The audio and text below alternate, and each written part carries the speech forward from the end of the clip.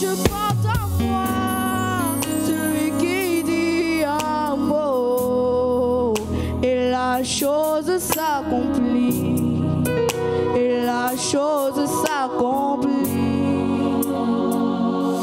Il est vivant, vivant, vivant. Il agit en moi, il agit en moi. Il est vivant, vivant, vivant. Il agit en moi, il agit. Je porte en moi, aïe, aïe, aïe, le maître du salut. le maître du salut. Je porte en moi celui qui n'échoue jamais. Je porte en moi, Je porte en moi celui qui dit un mot et la chose s'accomplit. Et la chose s'accomplit. je porte en moi, Je porte en moi le maître du le salut. maître du salut. Je porte en moi celui qui n'échoue jamais.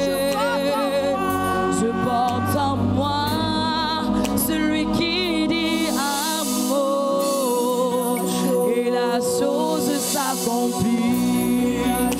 Et la chose s'accomplit. Je porte en moi, Je porte en moi le maître du salut. le maître du salut.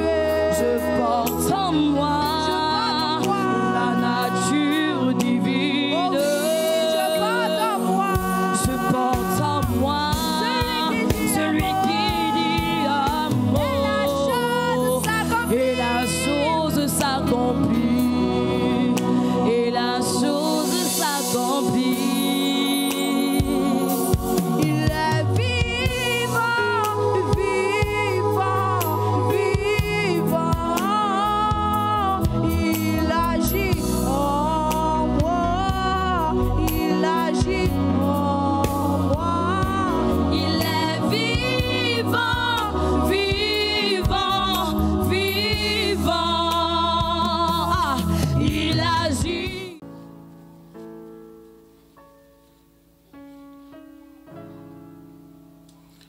Dans le contexte ou le cas d'élévation, que votre élévation ne dénature pas les valeurs fondamentales qui étaient en vous dans votre état de faiblesse.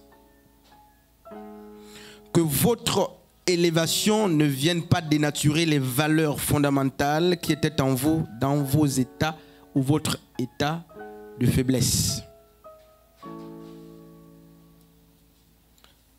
J'ai remarqué que beaucoup de personnes sont ou ont des valeurs fondamentales lorsqu'elles sont fumier ou poussière, ou du moins lorsqu'elles ne sont encore rien. Et ce constat, ce n'est pas à l'église seulement. Ce constat, il est partout. Nommer quelqu'un major, chef de service, ministre, ministre délégué. Donner une responsabilité quelconque à quelqu'un, vous allez voir que si la personne ne s'enorgueillit pas pour mourir, elle va conjuguer une autre, n'est-ce pas, facette d'elle. Vous êtes nommé, ça veut dire que vous pouvez être dévalué. Qui t'a dit que parce que tu es devenu major par nomination, je dis par nomination, que tu dois passer devant les gens sans les saluer? Qui t'a dit que parce que tu es devenu par nomination chef de service, tu dois passer à attendre qu'on te salue? Qui t'a dit que parce que tu as été élevé en grade, que tu dois passer sans saluer les gens? Il y a des gens qui sont majors sans être nommés, majors depuis qu'ils sont nés, majors depuis la tête, hein? Ils méritent major. Ils sont majors, quand ils ont appris, ce sont des majors. Ils n'ont pas besoin d'être nommés. Et c'est les gens parfois qui sont humbles. Mais nous, dans notre élévation, très peu de personnes gardent avec elles les valeurs d'enfants. Parce qu'ils se sont dit, ou se disent, quand on grandit, on perd tout. Non, non, non, frères et sœurs. il y a des caractères d'enfants qui sont des caractères définitifs et perpétuels qu'on trouve et qu'on doit trouver en nous. Peu importe justement notre niveau de maturation, de maturité. Ce sont des valeurs qui ne changent pas. L'humilité n'a pas besoin qu'on soit faible ou grand. L'amour, n'est-ce pas, l'obéissance, ces choses ne doivent pas nous quitter parce qu'on a été élevé. C'est pourquoi lorsque Paul dit justement dans 1 Corinthiens 11 là-bas, je crois 13, que lorsque j'étais enfant, je raisonnais comme un enfant, je parlais comme un enfant, je pensais comme un enfant. Maintenant que je suis grand, je fais disparaître ce qui était de l'enfant. L'apôtre Paul ne dit pas qu'il a fait disparaître l'humilité, toutes ces choses-là. Il sait ce qui a disparu et ce qui était enfant en lui. Le raisonnement d'enfant, la manière de parler d'enfant et la manière de penser d'enfant a disparu. Ou du moins, ces choses ont disparu. Mais il a gardé en lui, n'est-ce pas, les marques fondamentales d'un enfant qui doivent justement être perpétuelles à nous. Frères et sœurs, je ne sais pas pourquoi j'ai retenu justement cette vérité, mais je sais que assez souvent, nos valeurs sont dénaturées à cause des positions qu'on occupe. Ça ne sert absolument à rien. Le pasteur doit être humble. L'ancien doit être humble. Soyez et soyons humbles. Certainement l'année va commencer à vous sourire, mais ne perdez pas de sens, n'est-ce pas, qu'il vous faut garder ce qui fait la force. Pourquoi Yeshua a dit un jour, en réunissant justement ses apôtres, en mettant au milieu d'eux, n'est-ce pas, un enfant, il va leur dire, le royaume des cieux appartient à ceux qui sont, n'est-ce pas, comme ces petits. Est-ce qu'il y a encore parmi nous des personnes élevées en dignité qui ont gardé les marques des enfants? Vous savez répondre, nous savons répondre très vite quand on nous parle. On sait riposter. Les enfants ne ripostent pas n'importe comment. Ça là, on se doit répondre parce qu'on a grandi. On est devenu grand, mais on a mal grandi. Je ne sais pas où Dieu va élever quelqu'un. Peu importe l'endroit où tu seras élevé, n'oublie pas que, n'est-ce pas, il y a des valeurs d'enfants qui sont éternelles, qu'on ne fait pas disparaître à cause de notre niveau d'élévation ou notre graduation. Non, frères et sœurs. Gardons ce qui fait la force. Gardons ce qui fait la force, l'humilité, le sens du partage, le sens du pardon et tout ce qui va avec. Amen. Une autre vérité, justement dans le même contexte, c'est que nous n'avons pas à tuer des étoiles pour briller à leur place. Notre élévation ne doit pas être le fruit de la diminution des autres. Nos honneurs ne doivent pas être le fruit de l'humiliation des autres.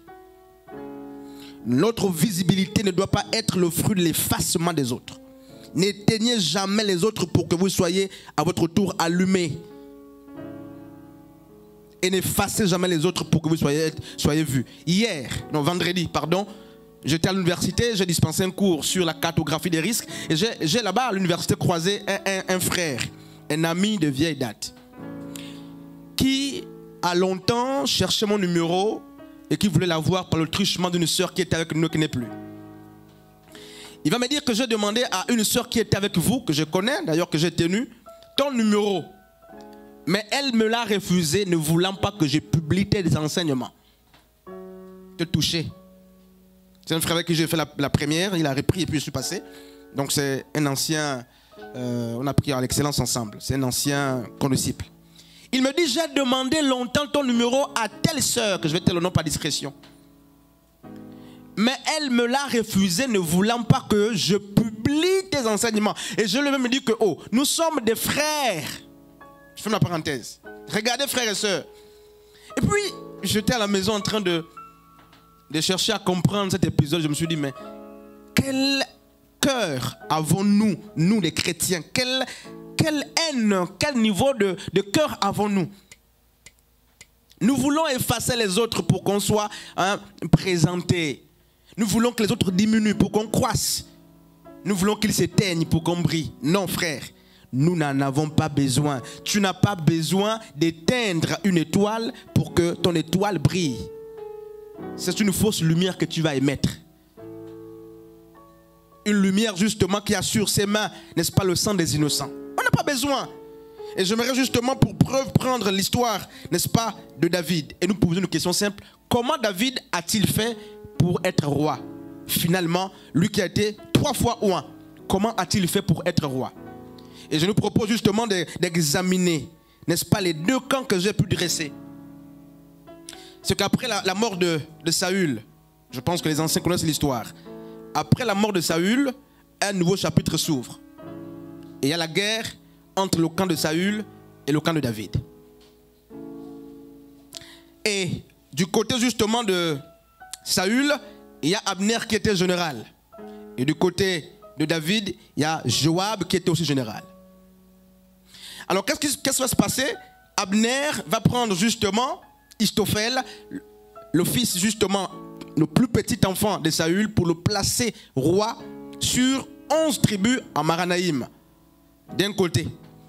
De l'autre côté, David justement va être placé roi sur une seule tribu, donc la tribu de Juda. Il va être investi, n'est-ce pas, non pas par Joab, mais par les hommes de Juda. Et il va régner justement sur Juda, une seule tribu, lui qui avait reçu, n'est-ce pas, la promesse de Dieu de régner sur tout Israël. On a la guerre des frères, 2 royaumes, le royaume d'Abner et le royaume justement de Joab. Donc le royaume de David et de Istophel, n'est-ce pas, le dernier enfant de la personne justement de Saül. Alors qu'est-ce qui se passe? C'est un récit que tout le monde connaît. Il se passe que dans le récit où pendant que la guerre est en train d'être faite, David refuse de souiller ses mains. Malgré les opportunités qu'il a eues, il refuse, n'est-ce pas, de souiller ses mains. Et que se passe-t-il? Le temps est venu où, n'est-ce pas, Rispa, qui était une des concubines de Saül, va être prise par Abner, le général. Donc Abner va prendre Rispa, qui était une des concubines de Saül, et cette manière de faire va énerver le plus petit enfant de Saül, qui était placé roi par le général Abner. Et qu'est-ce qui va se passer? Cette révolte justement du fils dernier qui est devenu roi, Istophel, justement le fils de Saül, va l'amener à être en froid avec le général Abner. Et à cause, n'est-ce pas, de la situation, Abner va se tourner du côté de David pour dire: mais je peux te faire roi et te donner justement toutes les tribus pourvu que. David va donc réclamer justement qu'on amène d'abord sa femme qui avait été promise, donc la femme qu'il avait acquise en tuant et en coupant plus de 1000 prépuces à l'époque. Lorsque Saül a promis Michal justement à David, il n'a plus jamais donné Michal à David, il a donné sa sœur. Et donc lorsque Abner vient négocier avec David, David demande la restitution d'abord de sa femme. Donnez-moi d'abord ma femme. Et plusieurs moments après, qu'est-ce qui va se passer? Pendant que Abner est en chemin de retour, la Bible dit justement que Joab va le tuer. Et quand Joab justement va tuer Abner, le général, n'est-ce pas, du camp de Mahanaïm ou du camp justement d'Istophel, le plus petit enfant de Saül, il se passe qu'un des autres va s'installer dans le camp justement d'Abner après sa mort. Et Bana et Rekab, qui étaient justement des hommes autour de Abner et Istophel, qu'est-ce qui va se passer? Bana et Rekab vont se tuer entre eux. En fait, ils vont être tués, pardon, pas entre eux, ils vont venir jusqu'à David. Lorsqu'ils viennent à David, ils vont aussi négocier avec David. David va leur dire non, parce que David n'a jamais validé justement la mort d'un oint. Et en chemin, ils vont être tués justement par les agents du camp de David. Qu'est-ce que ça nous enseigne, frères et sœurs? Comment David est-il devenu roi? David qui a reçu justement la promesse, depuis longtemps devenu roi.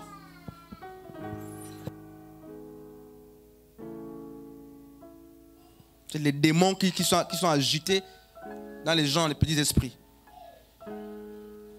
Alors on remarque que David, malgré les multiples occasions qu'il a eues de tuer Saül, ne l'a pas fait. Pourtant, dans notre génération, on se serait dit: je cours derrière la place qu'on m'a promise, c'est lui qui m'empêche, il me faut donc le tuer. David a eu les occasions de tuer Saül, il ne l'a pas fait. Il n'a jamais voulu tuer ses mains. Il se dit en lui-même: si Dieu a promis que je sois roi, alors que je devienne roi d'une manière intègre. Est-ce que vous savez qu'il y a des gens qui trichent, qui travaillent, mais qui ont acheté l'emploi? Par exemple, qui sont des chrétiens, c'est-à-dire qui ont acheté l'emploi. Il y a des gens qui, n'est-ce pas, sont rentrés dans des chemins qui sont fallacieux pour avoir ce qui fait leur honneur aujourd'hui. des diplômes achetés, l'emploi acheté, les recrutements achetés. Tout ça, on envoie dans l'église. Vous êtes fiers, nous sommes fiers, n'est-ce pas? On se glorifie de ces choses. Mais qu'on dise aux gens clairement les moyens qui nous ont amenés là. C'est quel chemin qui t'a amené à être fonctionnaire? C'est quel le chemin qui t'a amené à être justement ce que tu es aujourd'hui? À avoir ce grade. Tu as humilié les gens. Tu as vendu ton droit de naissance. Tu as vendu l'intégrité, la fidélité. Et tu parais devant les gens une grande femme, un grand homme. Mais tu n'as pas le courage de nous dire comment tu as fait pour arriver là. Est-ce que tu es resté loyal, fidèle, intègre? Il y a des gens qui sont moins que vous devant les hommes à cause, n'est-ce pas, des grilles d'évaluation ou des mesures d'évaluation des hommes, mais qui sont plus que vous devant Dieu. Vous travaillez, l'autre ne travaille pas. Vous travaillez par des mauvais moyens, l'autre ne travaille pas parce que l'autre reste intègre. Devant Dieu, mais la personne la plus valeureuse, c'est celle qui a gardé son intégrité, même si je dois subir. Pourvu que Dieu soit craint. Mais toi tu as couru, te voici en train de travailler, mais de quelle manière? De quelle manière? L'autre n'a pas de graduation parce qu'il refuse de se compromettre. Toi tu es toujours gradué chaque mois. De quelle manière?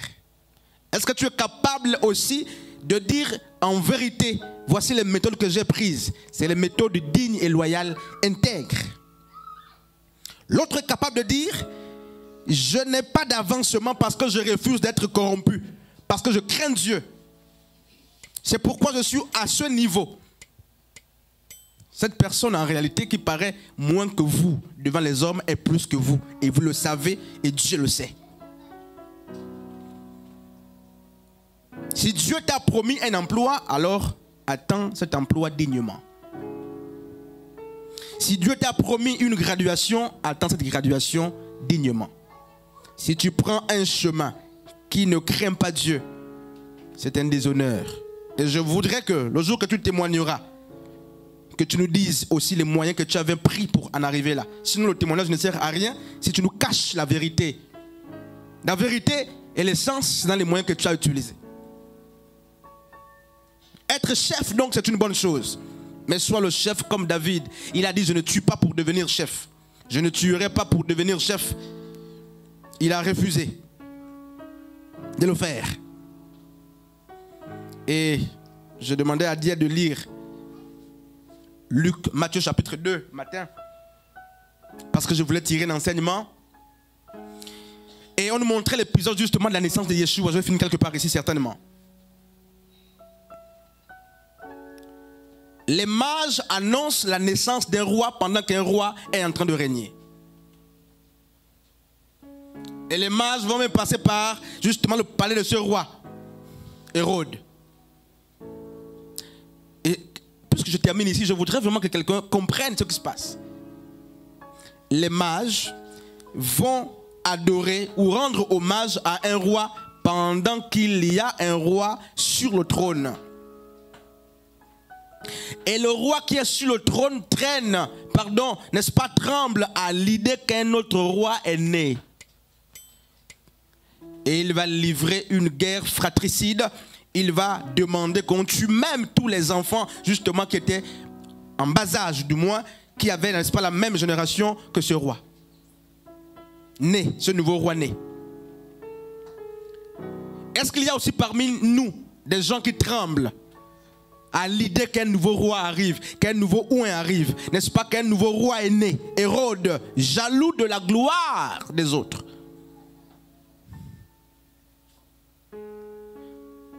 Alors même si tout le monde appelait Hérode roi, beaucoup savaient qu'Hérode n'était pas le roi. Et ça, je comprends la portée de ce que je suis en train de dire. Je n'ai pas seulement envie de dire ce que je sais et ce que j'ai envie de dire. Les mages savaient que Hérode n'était pas le vrai roi et le bon roi, ou le roi tant attendu. Il a pris cette place par des faux moyens. Mais lorsque le peuple a appris, ou du moins lorsque les mages ont appris, parmi les mages, il y avait Balthazar, je crois que vous connaissez l'histoire des mages, lorsqu'ils apprirent que le roi, le vrai roi est né, ils sont allés, n'est-ce pas, rendre hommage. En sautant le roi qui, n'est-ce pas, était en exercice. Frères et sœurs, Est-ce que tu sais, j'ouvre une parenthèse, que le temps peut arriver, comme la sœur Diel l'avait prêché, qu'en Éden, ceux qui n'ont pas été capables ont été remplacés. Est-ce que vous savez, et qu'est-ce que nous savons, que 2025 aussi est une année de remplacement? Est-ce que nous sommes capables d'accueillir ceux qui sont destinés à faire mieux que nous, ce que nous faisons, n'est-ce pas, à cause du besoin aujourd'hui? Il y a des gens qui font des exercices aujourd'hui, ou du moins qui occupent certaines places, non pas que c'est leur appel ou leur vocation, mais à cause du besoin de l'Église, on les a établis. Est-ce qu'ils seront capables, n'est-ce pas, de laisser la place aux vrais et aux gens qui sont réellement appelés pour exercer? Ou est-ce qu'ils vont s'approprier, faire la guerre à ces hommes et à ces femmes qui arrivent? Tu as peut-être prêché parce qu'il y avait un besoin. Ça ne fait pas de toi un prédicateur de l'évangile. Tu as peut-être chanté parce qu'il y avait un besoin. Ça ne fait pas de toi une chantre.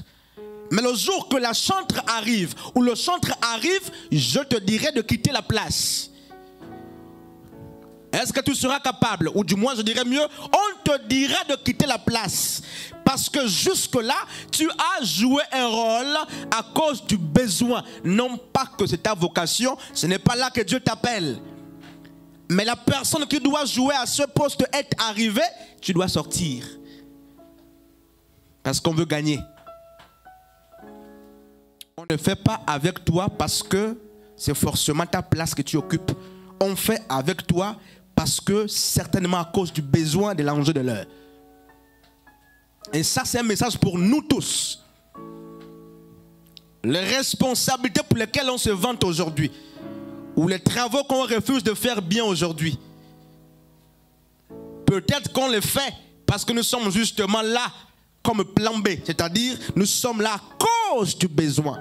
Et beaucoup, n'est-ce pas, je préfère même des gens qui sont, n'est-ce pas, en train de faire bien ce qu'ils font, au-delà du fait qu'ils soient là, n'est-ce pas, par occasion, plutôt que d'avoir les gens, n'est-ce pas, qui font déjà très mal. Parce que lorsque les vraies personnes viendront, la vraie personne lorsqu'elle viendra, lorsque la personne titulaire viendra, lorsque la personne à qui appartient la place viendra, lorsqu'elle sera repérée, on te dira de quitter la place. Simplement. N'aie pas donc le cœur d'Hérode, encore qu'Hérode gérait. N'aie pas le cœur d'Hérode pour commencer à tuer celui qui viendra. Et c'est ce qu'on est en train de vivre dans notre église. Dans notre église, il y a une génération qui est en train de mourir. Et une autre est en train de la remplacer. Mais soyez sensibles. Parce que vous ne remarquez pas le mouvement, la sensibilité. Je vais finir avec la sensibilité. Vous attendez la sensibilité dans les choses spirituelles. La sensibilité est aussi dans les choses naturelles. Et je vais m'expliquer. Notre église est en train justement de voir une génération se mourir et une autre naître. Et dans la génération qui meurt, il y a ceux qui étaient là comme des pièces d'occasion. Ou je dirais en qualité justement, on parle, n'est-ce pas, des moyens palliatifs. Les moyens palliatifs ne viennent pas résoudre le problème. Ils viennent justement aider pendant que la solution curative n'est pas encore trouvée. Mais lorsque la solution définitive ou curative sera trouvée, le moyen palliatif doit disparaître. Frères et sœurs, si tu es chantre, vraiment, c'est une exhortation. Tu es pianiste, tu es ancien, tu es prédicateur, peu importe là où on t'a mis. Si c'est vraiment ta place, ça doit se voir par l'attitude.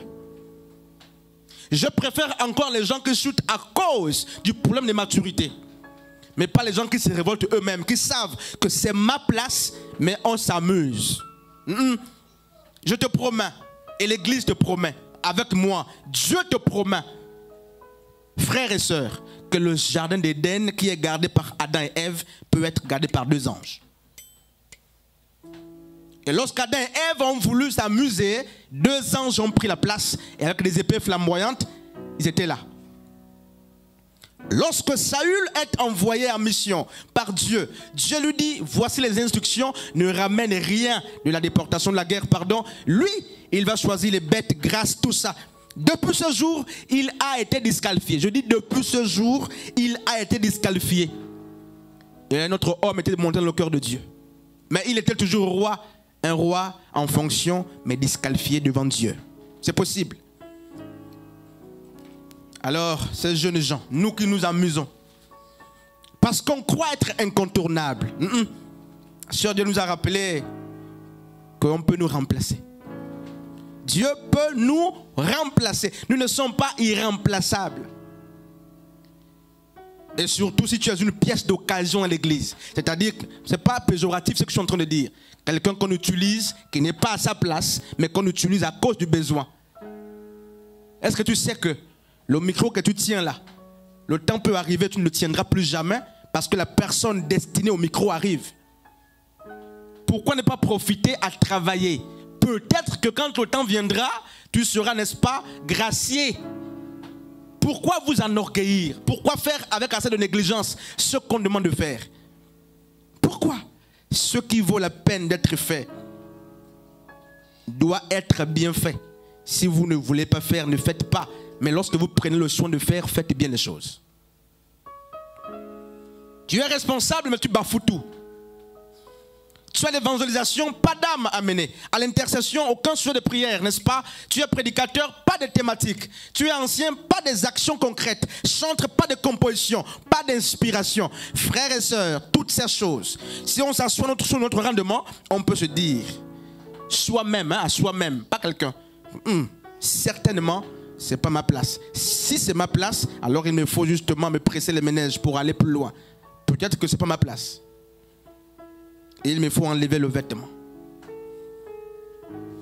Tu es à l'accueil, mais tu refroidis tout le monde là-bas. Tu es au centre, pas de vie. Pas de vie. Quand tu chantes, il n'y a rien. Alors, peut-être que le moment est venu de se demander si je ne suis pas là par emprunt ou par occasion. Est-ce que je ne suis pas le plan B de Dieu? Peut-être que A n'est pas encore arrivé. Tu seras remplacé. Et les orgueillons les remplacent très vite, très vite. Et tu meurs. Pourquoi?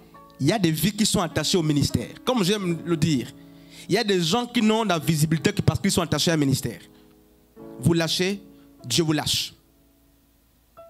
Vous enorgueillissez, tout sombre. Vous perdez tout.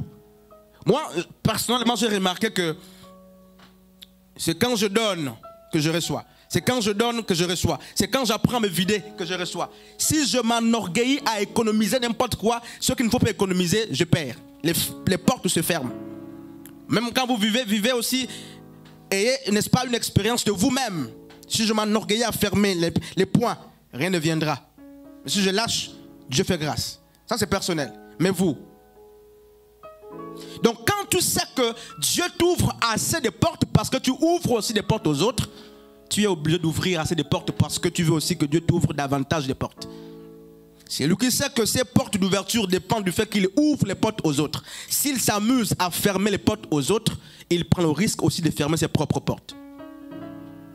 C'est pourquoi les gens qui font bêtement, bloquer ou pas bloquer, insulter ou pas insulter, mépriser ou pas, ils savent qu'ils ne le font pas pour les hommes. Ils savent qu'une grande partie de leur vie en dépend.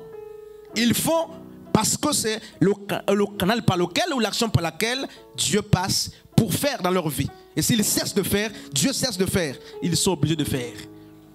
Même quand il ne se soucie pas de toi ou de vous, ils sont obligés de faire. Il y a des vies donc qui sont attachées à des ministères. Il y a des gens que Dieu protège aussi parce qu'ils font l'œuvre de Dieu. Il y a des gens justement qui sont en santé parce qu'ils font l'œuvre de Dieu. Mais nous, on ne voit pas ces réalités. Pour nous, se chanter et rentrer. Et tu ne sais pas combien Dieu s'est réjoui lorsque tu as béni tout un peuple. Tu ne sais pas combien quelqu'un, à cause de ta louange, prie, libère un cœur, danse, se réjouit, trouve la paix. Mais tu minimises ce service-là. Tu minimises ce service. Le temps viendra. Moi, je ne fais que nous dire ça. Le temps viendra. Parce que je crois aux promesses de Dieu. Où nous ne serons plus dans la climatisation, certainement, pardon, le ventilateur. Certainement, le temps viendra où tu n'auras plus la grâce de venir faire un témoignage sur l'estrade. Le temps viendra où toi, pour toucher le micro, là, c'est 4 ans ou 5 ans. Pour espérer même témoigner, le temps viendra. Ce temps arrivera. Jésus a dit, cherchez l'Éternel pendant qu'il se fait jour. Le temps de l'obscurité arrive où même la présence de Dieu sera difficile. Le temps viendra où me pouvoir l'ancien, ça va être un protocole. L'ancien que tu vois tout le temps mais que tu méprises. Le temps viendra où pour le voir, et tu devras passer par un secrétariat. Et c'est là que tu diras, quand j'avais la possibilité, je m'amusais. Le temps est venu où tu ne pourras plus le voir. Le temps est venu où les gens que vous côtoyez, vous allez, n'est-ce pas, à cause de la rareté, leur présence qui sera rare, vous allez chercher à les voir. Le temps viendra où les prédications que nous prenons et banalisons, le temps viendra où on cherchera à les écouter, on n'écoutera plus. Le temps viendra où la sœur que tu méprises à côté de toi là, le temps viendra où tu chercheras à dire, mais je ne la vois plus, j'ai envie de voir la sœur Intel. Ce temps viendra, ce temps viendra. Je sais de quoi je parle. Ce temps viendra, tu vas dire, ah, c'était même mieux aussi quand elle était là, malgré le comportement, malgré ce comportement, mais la personne n'est plus, trop tard. Le problème avec les humains, c'est qu'on prend des résolutions et on prend conscience très souvent lorsque les choses, n'est-ce pas, sont à un niveau de non-retour. Il est temps de prendre conscience. Toi qui as commencé avec Dieu le ministère, qu'est-ce qui s'est passé? Et quand je parle, c'est Diel qui vient dans mon esprit parce que j'ai vu les commencements par exemple. Il y a beaucoup, Joss, Julien, Sharon, ils sont nombreux. Mais Joss, Diel était la plus petite. Tu modérais au point que la France nous appelait. Les pasteurs nous appelaient. M'appelaient pour dire c'est qui cette fille? Pendant qu'elle modère, moi ici je suis saisi. J'ai envie de prendre vos modérations et mettre dans l'église. Hein, le pasteur Alex maintenant parlait plusieurs fois. Ils sont nombreux qui m'ont appelé. Vous voyez, frères et sœurs. Mais quand vous perdez la flamme, sauf quand vous n'êtes pas destiné à la flamme. Mais quand vous êtes justement de la génération de la flamme, quand vous perdez la flamme, vous vous interrogez très vite. Vous mettez tout en place pour qu'elle redevienne, pour qu'elle revienne. Sauf si vous n'êtes pas conscient. La flamme a quitté beaucoup de personnes. La flamme a quitté beaucoup de personnes à cause de l'habitude, de la mauvaise compagnie qui corrompt les bonnes mœurs. La mauvaise influence qui corrompt les bonnes mœurs. Les gens qui priaient tout le temps sont devenus amorphes, fatigués plus que les grands. Les gens qui aimaient chanter, même quand tu les programmais 10 jours d'affilée, la personne était là. Aujourd'hui, ce sont des stars de l'église qui se plaignent. Les gens qui faisaient avec empressement l'œuvre pour laquelle, n'est-ce pas, ils ont été appelés. Aujourd'hui, c'est à corps et à cri que ces personnes justement font ces choses. Il faut les pousser. C'est même à leur corps défendant, malgré eux, qu'ils font ces choses. Malheur à celui qui sait faire du bien et qui ne le fait pas. Malheur à celui qui ne met pas au service des autres le don qu'il a reçu de Dieu. Ce n'est pas moi qui le dis. Qu'est-ce qui t'a corrompu? Qui vous a dit que les rappels suffisent pour qu'on rentre en 2025 bien? Non, les rappels c'est pour des sages. Et certains anciens ont dit en janvier on verra les mêmes habitudes. Les mêmes habitudes parce que les gens ne changent pas, ne prennent pas compte. Je finis de plus en plus. Recherchons la sensibilité. Et je finis. Est-ce que vous savez que Jésus, à chaque fois qu'il prêchait, lisez bien Marc, lisez Matthieu, il avait toujours prévu une barque en cas de. Lisez bien les Écritures. Jésus qui marchait sur les eaux là, avait toujours une barque prévue. Se disait-il, en cas de, je fuis. Jésus. Ça veut dire quoi? Jésus qui était, n'est-ce pas, très puissant. Pourquoi avait-il toujours prévu une chose naturelle pour fuir? Il faut filer parfois. Jésus qui pouvait marcher sur les eaux. Il prévoyait toujours une barque pour fuir. La barque est naturelle. Il y a des gens qui cherchent à voir Dieu dans des choses purement spirituelles. Non, non. David a été oint, ou du moins appelé pour être oint, alors qu'il était en train de faire des choses naturelles.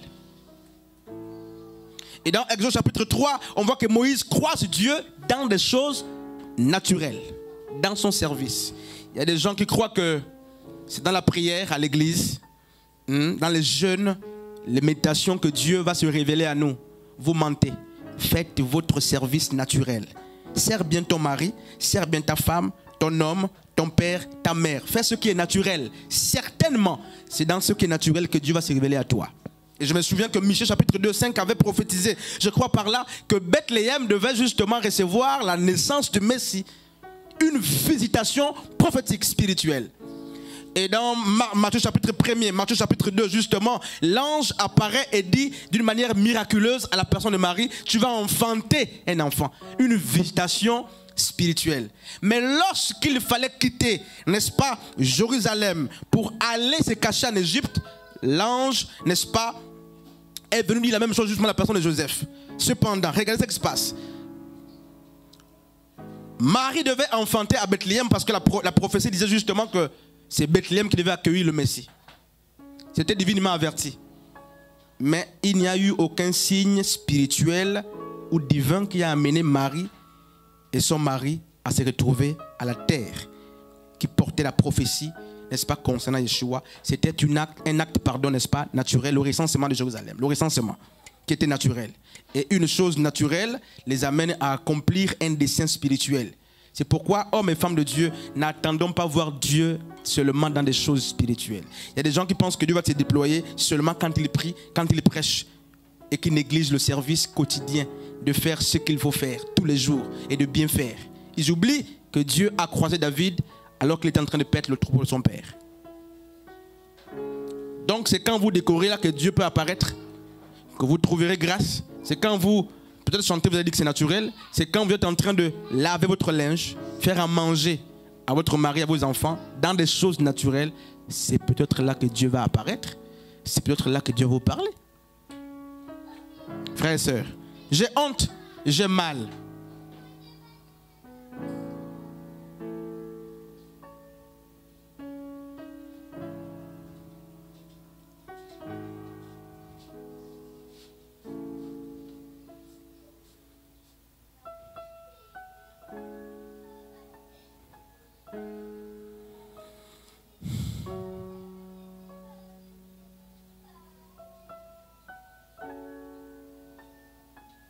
Il est mieux de ne rien avoir avec soi plutôt que de perdre ce qu'on a eu.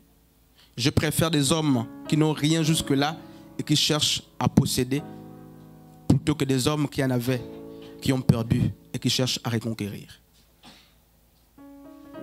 Je préfère cette fille qui n'a pas de flamme et qui cherche à avoir la flamme plutôt que cette fille qui avait la flamme et qui l'a perdue et qui cherche à l'avoir à nouveau.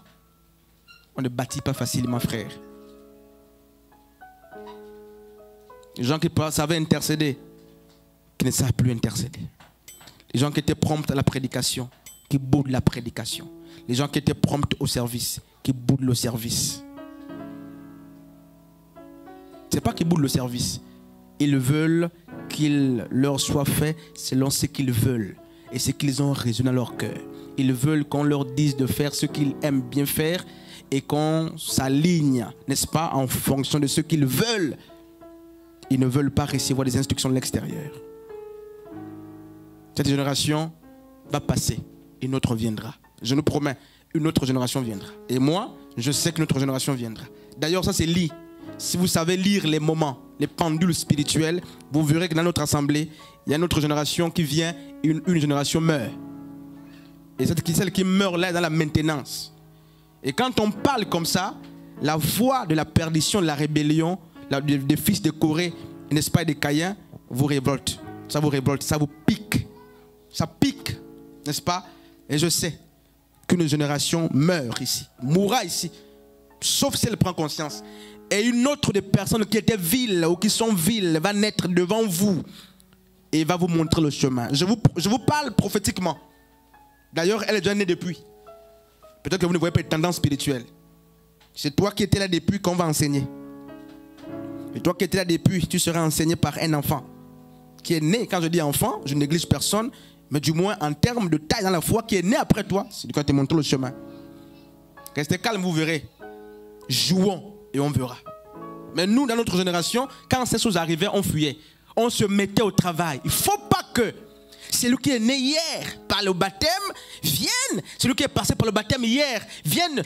Non, non, mes frères. Cette guerre nous a menés à chercher davantage, n'est-ce pas, être honorés, la face de Dieu. Mais nous là, puisqu'on est appelé pour la plupart à mourir, ça ne nous fait absolument rien. Mais moi, je ne peux pas accepter que Chiron, n'est-ce pas, me montre le chemin. Ça, c'est inverser l'entonnoir.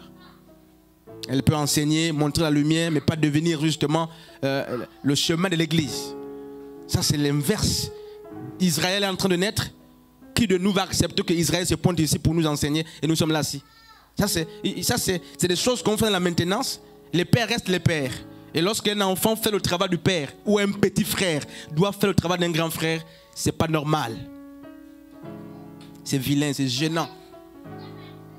Que cette prédication justement éveille ou réveille en vous l'esprit des conquérants, des guerriers. Dis-toi que tu es un aîné. Tu es né. Je ne dis pas ça pour que tu t'agites et que tu deviennes jaloux ou jalouse. Je le dis pour que tu comprennes qu'il te faut garder la place d'un aîné. Regarde-toi depuis que tu es dans l'église assis. Même modéré, tu ne peux pas. Même modéré, tu ne peux pas. Tu sers à quoi? À t'asseoir. On a besoin d'une église participative et en mouvement. Tous les ouvriers doivent être utilisés. Sharon Segozi parfois souffrir puisqu'on n'a pas mis les anciens. Mais parce qu'il n'y a plus de gens capables chez ces jeunes-là. Il n'y a pas. Il n'y a pas. Elle est obligée de tout faire parfois. Il n'y a pas. Vous prenez un tel qui a 20 ans, qui a 18 ans avec vous, 7 ans, 8 ans. Il ne peut pas. Pourquoi? Parce que vous passez le temps dans les bêtises, des choses qui n'honorent pas, qui ne grandissent pas. C'est là-bas que vous êtes en train de croître. Mais là où il faut puiser pour son âme, on passe moins de temps. On passe moins de temps. Là où il faut puiser pour son âme, j'ai pris un exemple très simple pour finir. Il y a combien de téléphones éteints là, pendant qu'on enseigne là? Aucun? Regarde, les micros de l'église sont éteints. D'abord, ce n'est pas seulement aujourd'hui qu'ils sont éteints. C'est depuis le mois, les semaines. Votre téléphone s'éteint combien de fois la semaine? Il y a même ceux qui ne s'éteignent jamais. Parce que lorsqu'ils sont à 1%, on charge très vite. Lorsqu'ils sont à 2%, on charge très vite. Cette action prouve clairement où sont nos cœurs, où sont nos trésors, nos intérêts. Ce sont nos intérêts personnels. Regardez le micro de l'église. Je suis obligé de partager un micro avec les chantres alors qu'on a beaucoup de micros qui traînent. Parce qu'on ne charge pas. On ne peut pas charger le micro de l'église. Et vous pensez que ces gens-là, depuis le début, je connais votre nature, vous êtes les antagonistes, les opposants. C'est suffisant pour connaître qui sont ces gens. Ne perdez pas votre temps à donner les responsabilités à ces gens-là. Regardez, c'est les gens qui ont critiqué qu'il n'y a que 2 micros, mais c'est les gens qui sont incapables d'entretenir les micros qui sont arrivés. Et ils ne savent pas qu'en le faisant, ils sont en train de détruire l'œuvre. Et ils pensent que détruire l'œuvre, c'est les anciens qui détruisent l'œuvre. C'est un tel qui détruit l'œuvre. Mais ça, là, c'est détruire l'œuvre. La poussière des années de matériel, c'est détruire l'œuvre.